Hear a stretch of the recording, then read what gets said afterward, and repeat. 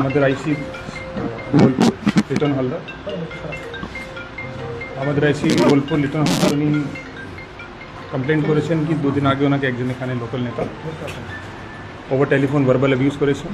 Regarding that এই ঘটনার ক্ষেত্রে আমরা একটা এফআইআর স্পেসিফিক স্টার্ট করেছি অ্যান্ড তারপরে আমরা এই ঘটনাতে যত স্ট্রং লিগাল অ্যাকশন নেওয়ার দরকার আছে সেটা আমরা নিচ্ছি।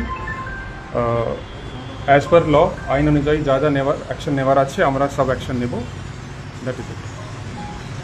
ঠিক আছে, হ্যাঁ কেস আপনাকে জানিয়ে দিচ্ছি আমরা। কেস আমরা একটু পরে জানিয়ে দিচ্ছি আপনাদেরকে। ঠিক আছে,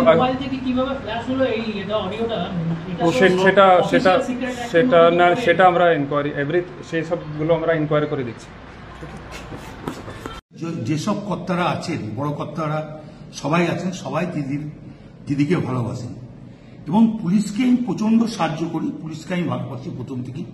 পুলিশ বিপদে পড়লে পুলিশের পাশে আমি দাঁড়াই। পুলিশকে গাল দেওয়ার কথা আমি কোনদিন ভাবতেই পারি না। পুলিশকে গাল করে যদি দেয় আমি তাকে অপমান করি, এটা আমার বরাবরকার স্বভাব। এবং পুলিশের যখনই যে কোনো এসপি হোক, এসডিপিও হোক, অ্যাডিশনাল এসপি হোক, যারা আমাকে যখনই যা বলেছে যে এটা দেখে দিন, আমি দেখে দিয়েছি। পুলিশের পাশে সবসময় লোক দিয়ে যেমন করে হোক আমি তাই কোনো ঝগড়াঝাটি করতে দিই না। আমি খুব দুঃখিত, কারণ আমি ওষুধ ফষুধ রাখতে খাই তো অনেক ঘুমের, আর আমি এখন 10টার সময় ঘুমিয়ে যাই এবং ঘুমের ট্যাবলেটও খাই।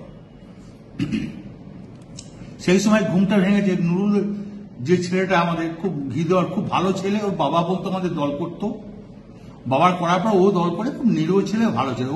ওকে যখন শুনেছি মেরে পা হাত ভেঙে দিয়েছে আমার মনটা খুব খারাপ। আমি আইসিকে আমিও বলেছি, চাঁদুও ফোন করে বলেছে যে আপনি তাড়াতাড়ি যান যে অন্তত ছেলেটাকে কাছে হসপিটালাইজ করুন।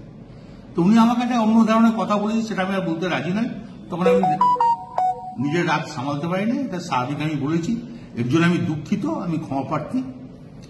এটা যদি স্বাভাবিক আমার মুখ থেকে এই কথাটা বেরোনো উচিত নয়, তার জন্য আমি দুঃখিত এবং ক্ষমা।